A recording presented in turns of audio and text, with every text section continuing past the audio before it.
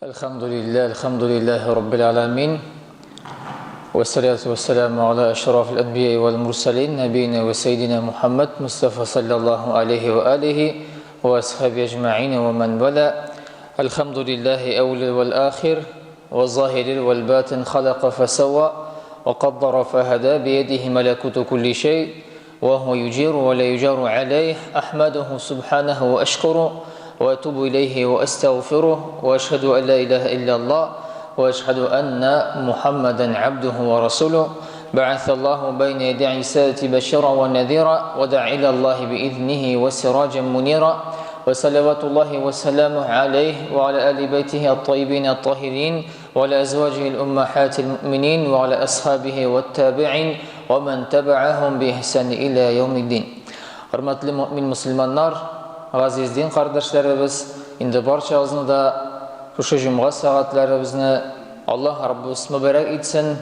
İndi şundan da barçamızını yerdə məşqinə koruya bik şad.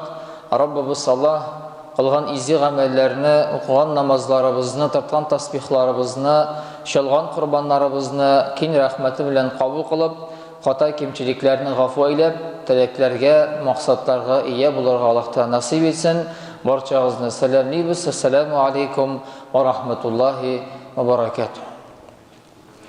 Allah subhanahu ve taala Kur'an-ı Kerim'de bizge indi bu dünyada bulgan nimetler hakkında beyan etti.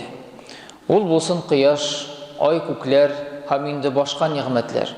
Şu nimetlerin eğer de indi biz acayip qarab alsak, hem indi sanab qarasak, sanab bitire almıyorsunuz deyip Rabbimiz Allah ite. وَاِنْ تَعُدُّوا نِعْمَةَ اللّٰهِ لَا تُحْسُوهَا Allah'ın size bergen bütün nimetlerini sanıy başlasağız dey, onlarını sanab bitire almazsınız dey. Yani şu turmuşta Allah subhanahu ve teala bizge indi iman baylığın biri. Şu iman baylık bilen biz indi Allah koşkan emirlerge buysunurga tırışarız. Hem indi dinde nık bulur için Allah Teala'ya varıp biz indi dua sırıyız. Yani bu turmuşta itaat hem indi yine şulay ahamiyetli yolunu ko'rsatuvchi Resul Ekrem sallallahu aleyhi ve sellem olup çığa.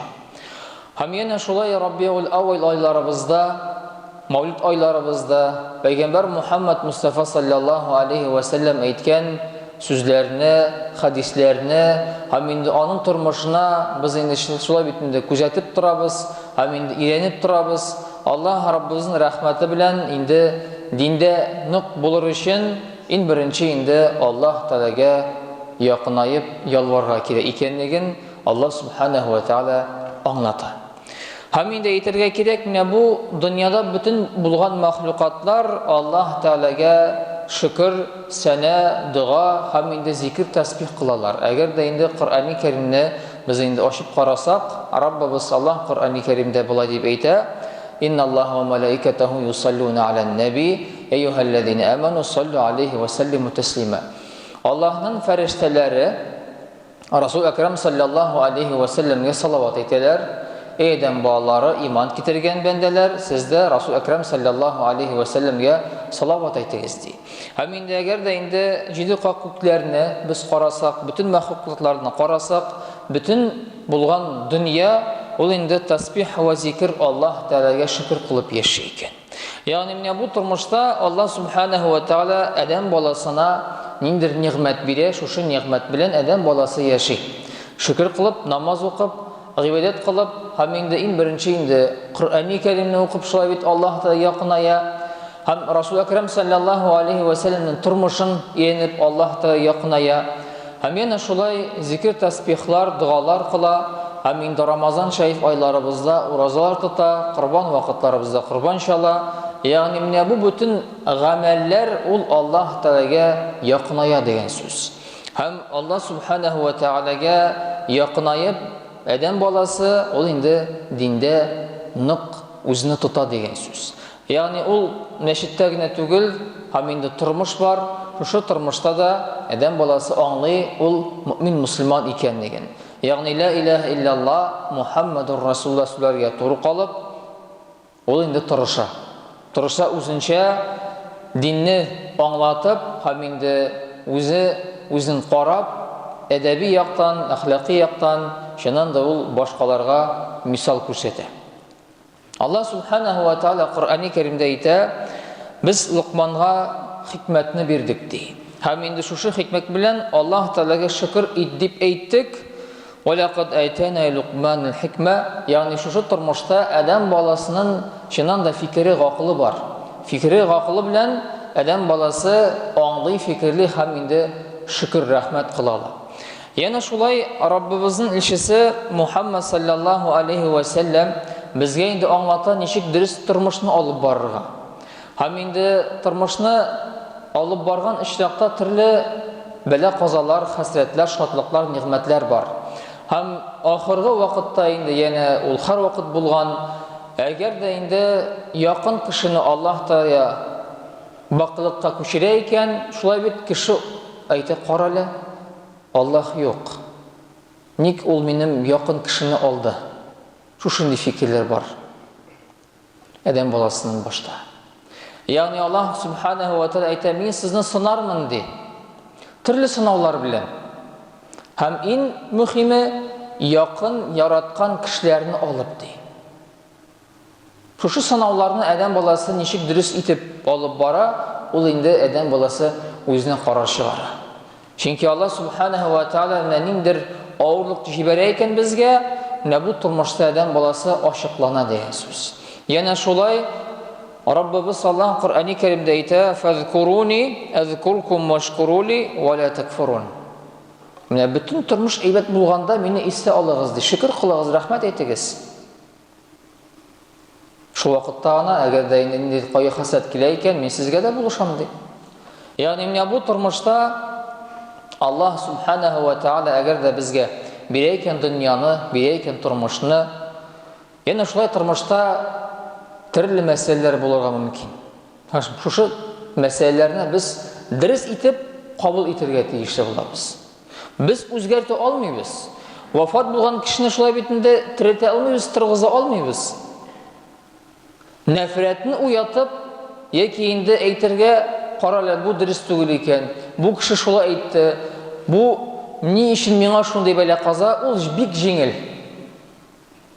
Шушы кайгы хәсрәтләрне күтәреп, кабул итеп, тормышны дәвам итәргә монда инде җәмәгать көч-куәт һәм диндә ныклык кирәк. Инде Расулыбыз саллаллаху алейхи ва саллямның тормышына әгәр дә инде күз салсак, Расул Акрам саллаллаху алейхи ва саллям шушындый дуа кыла иде: "Я муқаллибал кулуб, саббит қалби ала диник". Эй калыпларны әйләндерүче, минем калыпны синең дингә нык ит. Ягъни шушы тормышта без аңлыйбыз, җәмәгать күп очракта бит инде калып белән мәшгуль, бөтен әйбер дөньяда. Һәм инде Расулыбыз саллаллаху алейхи ва саллям әйтә: "Тәндә ди, җәсәттә ди бер әгъза бар, әгәр дә ул төзелсә, сәламәт булса, бөтен тән шулай бит сәламәт булыр. Дөреслектә ул калыптыр" ди. Ягъни калыптан күп әйбер калыптан тора. Һәм инде Расулыбыз саллаллаху алейхи ва саллям шушы дуаларны кыла иде: "Эй Аллаһ субханаһу ва тааля, эй Аллаһым" ди, "Калыпларны юнәлтүче, безнең калыпларны сиңа итагать кылуга юнәлт һәм инде якынрак ит". Һәм инде без аңлыйбыз, шушы калып белән без Аллаһ Таалагә якынаябыз дигән сүз. Аллаһ субханаһу ва тааляның рәхмәте белән инде диндә нык булып, Аллаһ субханаһу ва тааля кушкан әмерләргә буйсынып, Расул Акрам саллаллаху алейхи ва саллямның сөннәтенә ияреп, хәйле гамәл кылырга барчабызга да Аллаһ Тааля насип ва миясәр кылсын иншаллах. Уважаемые единоверцы, хотелось бы по 3 слова на русском языке тоже сказать. Мы понимаем, что когда человек вступает на истинный путь, он старается придерживаться именно той стези, да, которой Всевышний дает возможность вкусить радость поклонения. И именно то, что человек делает, совершает намаз, держит уразу, и мы понимаем, что делает курбан во время курбан-байрама, и те поклонения, которые дают ему возможность укрепиться в религии, также это и опыт жизни, который мы проживаем ежедневно. И мы всегда понимаем это разумом, что нельзя осуждать людей, что нельзя упрекать людей, потому что это неправильно. У нас нет такой степени возможности этого делать. Но осознание приходит не всегда и не сразу. И многие люди говорят, что осознание семейной жизни, осознание каких-то вопросов, да, будь ли это в бизнесе или в религии, приходит не сразу. Но зачастую мы все люди начинаем осуждать и говорить: ну почему же это мне? Почему он так сделал? Почему мусульмане такие? Почему люди такие? У нас нет этого права. Мы просто должны жить и радоваться. И укрепиться в религии нам поможет именно то, что мы сможем видеть именно то, что нас окружает. А нас окружают те люди, да, которых Всевышний создал. Это милость. То, что мы можем дышать свободно. Да? На сегодняшний день это очень актуально. Те люди, которые болеют, да, той болезнью, которая сегодня очень сильно распространяется, мы понимаем, что люди говорят: мы задыхаемся. А когда мы можем просто-напросто вздохнуть грудью, это милость, понимаете? Ну, с одной стороны, если посмотреть, ну, воздух, ну, дышим, да. А с другой стороны, это очень глобально. И Всевышний нам дает возможность радоваться этому. Не заострять внимание на другом. Почему же он сделал так, почему же она сказала вот так. И тот жизненный опыт, который мы получаем, он нам дает право, да, право получать именно от Всевышнего милость, награду. И мы понимаем, что именно этот опыт, который мы проживаем, это радость. Потому что мы смогли сделать то или иное для того, чтобы понять, вкусить и, конечно же, самое главное, ощутить. И дай Аллах Та'аля всем нам именно ту милость, которую также просил пророк.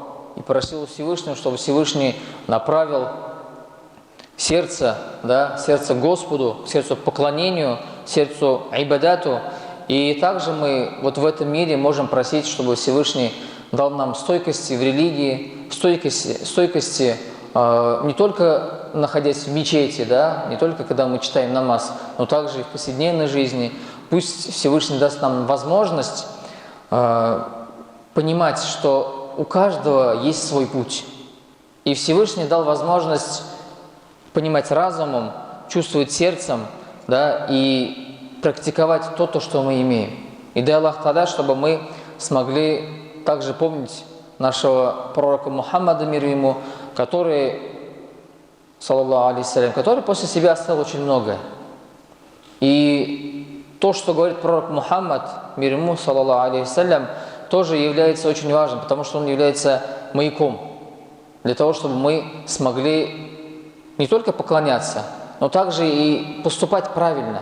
Потому что пророк указал нам на тот путь и как мы должны действовать. Когда мы теряем людей, большинство на сегодняшний день очень актуально, да, что люди говорят: мы не верим в Господа. Но он же нас забрал самых близких людей. Бабушку, потом дедушку или родителей. Ну как так? Разве Господь может самого близкого человека оторвать от жизни, и человек становится беспомощным? Но Всевышний нам указывает на именно то, что испытания, они приходят к нам.